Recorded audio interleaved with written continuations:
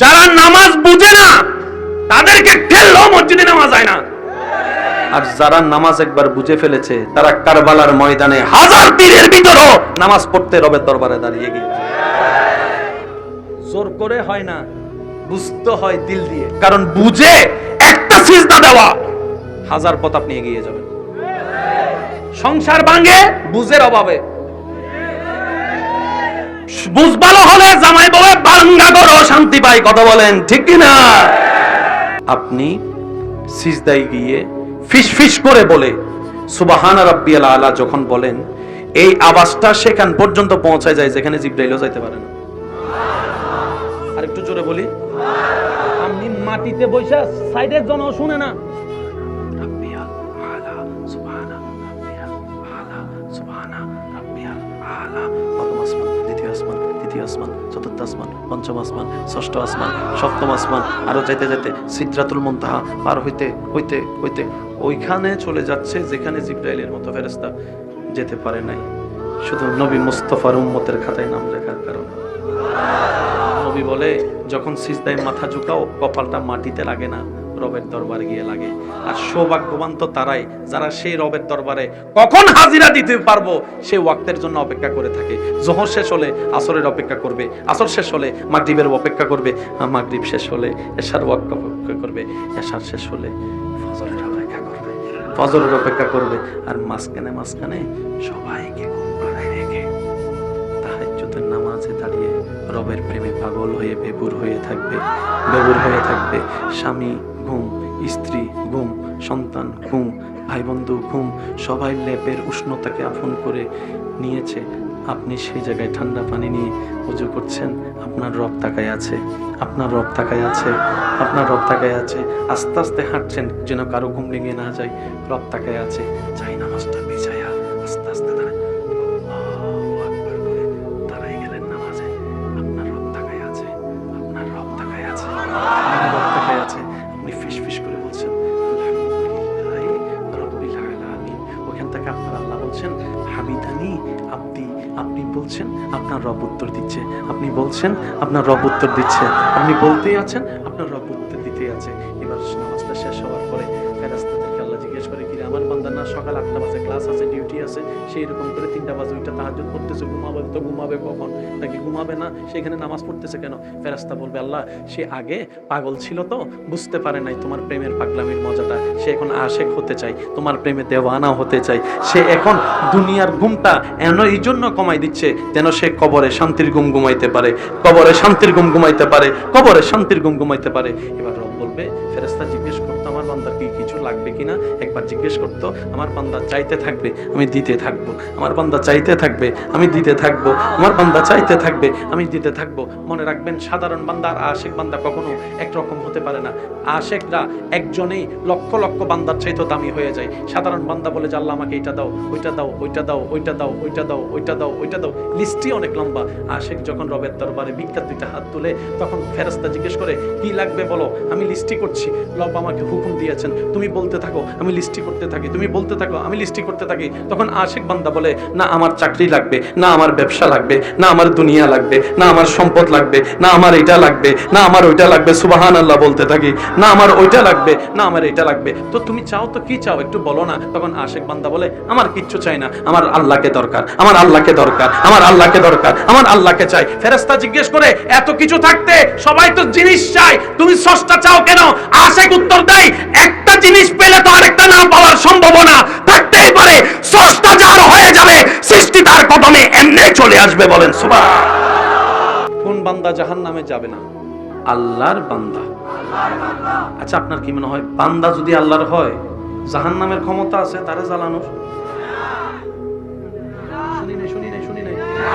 সত্যি যদি আল্লাহ বলে এটা আমার বান্দা, জাহান্নামে তারে দেখতে কইব। আমরা সবাই মিলে কবরবাসী কেমন আছে দেখার জন্য কিউরিসিটি যাবত আমরা দোনোটা কবর খনন করছি। দেখলাম এক কবরে হাড্ডি ছাড়া কিছু নাই, এরকম হয় না? আবার আরেক কবরে দেখলাম যেমনে দিছি। এই কথা নিয়ে কারো কোনো দ্বিমত থাকলে বলতে পারেন, এখন তো অনলাইনে যোগ, দ্বিমত করার কোনো সুযোগ অনেক সময় দেখবেন লাশ দাফন করার পরে আদালতে নির্দেশ দিলে পোস্টমর্টমের জন্য যখন পুলিশটা লাশ তুলতে যায় সবাই নাকের মধ্যে। তার মানে নাক বন্ধ মানে কি হচ্ছে? স্বাভাবিক বলে না, নাক বন্ধ মানে কি হচ্ছে? গন্ধ হচ্ছে, তার কারণেই তো নাক বন্ধ। তাহলে আমরা কয়েকভাবে দেখলাম কি, কোনো লাশ খনন করলে দেখা যায় দুর্গন্ধ বের হয়, কোনো সময় হাড্ডি পাওয়া যায়, আবার এমনও দেখা যায় 25-30 বছর পরও যেমন দিয়েছে। আমরা সবাই মিলে কবর খনন, এটা বোঝার জন্য বলছি, কবর খনন করার পরে 1 নম্বর কবরে দেখলাম হাড্ডি ছাড়া কিছু নাই, 2 নম্বরে কবরে দেখলাম যেমনে দিছি। ভাইয়া কয় বছর পর? 1 বছর বলেন না, কয় বছর পর? 25-এ কবর দিছি, 26 আমরা এসে মনে করেন দেখলাম। কয় বছর? জায়গা কয়টা? ইউনিয়ন কয়টা? বড়জোর করুন গ্রাম কয়টা? এলাকা কয়টা? স্থান কয়টা?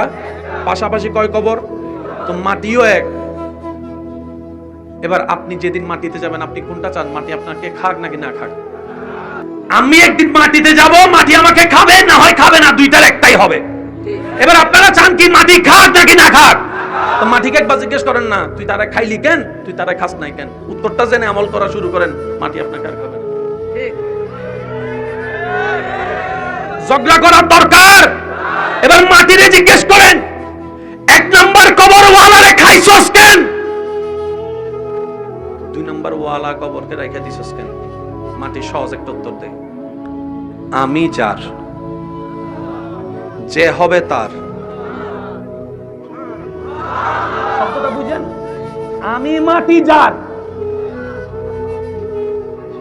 যে হবে তার।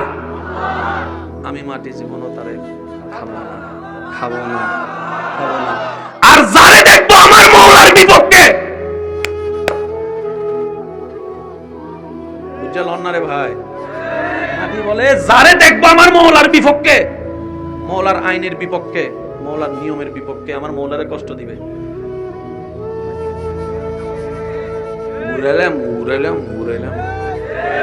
আপনাদের এলাকায় কবরস্থানে কখনো খেয়াল করছেন? অনেক সময় দেখবেন কবরস্থানে বড় বড় গাছের মধ্যে পাখি থাকলে চিল্লায়, অনেক সময় গরু ছাগল ঢুকে গেলে দৌড়ায়। ব্যাপার কি? দেখতে পাই তা যা আমরা দেখি। তখন মুরব্বীরা বলে বেশি বেশি ইস্তেগফার করো, দোয়া করো, কবরে আযাব হচ্ছে, কবরে আযাব হচ্ছে, কবরে আযাব হচ্ছে, কবরে আযাব। মাটি বলে আমি যার, যে হবে তার, আমি তাকে বন্ধুর মতো কোলাকুলি করবো। আয়, তার শরীর খাওয়া তো দূরের কথা, আপনি আমি যদি চাই মাটি সুন্দর ব্যবহার করুক, আমাদের দ্বিতীয় কোনো উপায় নাই আল্লাহর প্রিয় হওয়া ছাড়া। কথা বলেন ঠিক কিনা? আল্লাহর প্রিয় হওয়ার 1000টা মাধ্যমের একটা মাধ্যমের নাম নামাজ। নামাজ 5 ওয়াক্ত ফরজ। সবাই নামাজ পড়লে লাভ কি? সবাই। না পড়লে মায়ের কেমন? সবাই। তারপরে মসজিদে শুক্রবার ছাড়া মুসল্লি পাওয়া যায় না। তারা কি জানে না নামাজ যে 5 ওয়াক্ত ফরজ? বলেন না জানে। জানার পরও মসজিদ খালি কেন? না মানলে তো কাফের হয়ে যাবে। আর না মানে যে সে শুক্রবারে যাইব গিললে, মানে মানে মানে জানেও বুঝে না। যারা নামাজ বুঝে না তাদেরকে ঠেললেও মসজিদে নামাজ যায় না। আর যারা নামাজ একবার বুঝে ফেলেছে তারা কারবালার ময়দানে 1000 তীরের ভিতরও নামাজ পড়তে রবের দরবারে দাঁড়িয়ে গিয়ে। জোর করে হয় না, বুঝতে হয় দিল দিয়ে। কারণ বুঝে একটা সিজদা দেওয়া 1000 পথ আপনি এগিয়ে যাবেন। সংসার ভাঙে বুঝের অভাবে। বুঝ ভালো হলে জামাই বউয়ে বাঙ্গা করো শান্তি পাই। কথা বলেন ঠিক কি না? আর যদি বুঝ ভালো না হয় আই হেট ইউ ছাড়া কিছু চলতো না। এরকম অনেক স্বামী স্ত্রী এই এলাকায় আছে, আমি চিনি না কিন্তু বলছি, মিলাই দেখবেন। সাদও আছে, পরিবার আছে, সব আছে, কিন্তু জামাইয়ের মনে করে নাই, বউয়ের মনে করে নাই, শুধু অভিনয় করে যাচ্ছে সমাজের জন্য। হজও ফরজ, যাকাতও ফরজ, রোজাও ফরজ, নামাজও ফরজ। যে কোনো আলেমকে জিজ্ঞেস করেন, আপনি কালকে হজের ফ্লাইট, আজকে মা অসুস্থ, হুজুর বলবে আগে মা, আগে মা, আগে মা, আগে মা, আগে মা। তোর যাকাত ফরজ, কিন্তু একটা ঋণ হয়েছে, হুজুর বলবে আগে কর্জ দে, যাকাত ফরে দিস, আগে কর্জ দে, যাকাত ফরে দিস। সফরে আসো, রোজা না রাখলেও চলবে, ফাললে রাখো, না ফাললে জোর করার দরকার। কিন্তু নামাজের বেলায় যখন আসলে দাঁড়াইতে না পারলে বসে বসে পড়, বসে না পারলে শুয়ে শুয়ে পড়, পানি না পারলে মাটি দিয়া পড়, তায়াম্মুম কর। মরণের 1 মিনিট আগেও নামাজ চলে, নামাজ পড়া লাগবো। আল্লাহ সব ফরজে মাপ দিলা, নামাজে কেন সাথ দিলা না? এই নামাজে এমন আছে কি? এই বুঝে যখন সিজদা দিতে পারবো, ওই একটা সিজদা হবে লক্ষ সিজদার চাইতেও ভারী।